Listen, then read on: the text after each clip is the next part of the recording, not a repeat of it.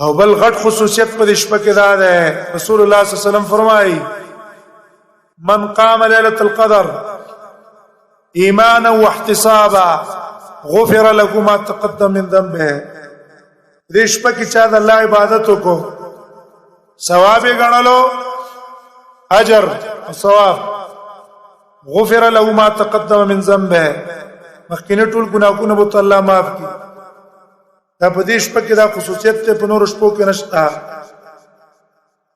او بل خصوصیت د دې شپې دا ده د ټول کال تقدیر په دې شپه کې کیږي. فيها يفرق كل امر حکیم.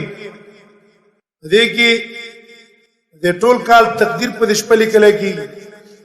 دا انسان با سکال سکی کله بمری پلان کې ورځ بمری پلان کې ټیم بمری کال بسر تر سي کم کارونه وکي کم باندې کوي. دا غټ تقدیر نه په دې شپه باندې دا کوټه د کال تقدیر را جدا شي. د ليله القدر کې دا کیږي.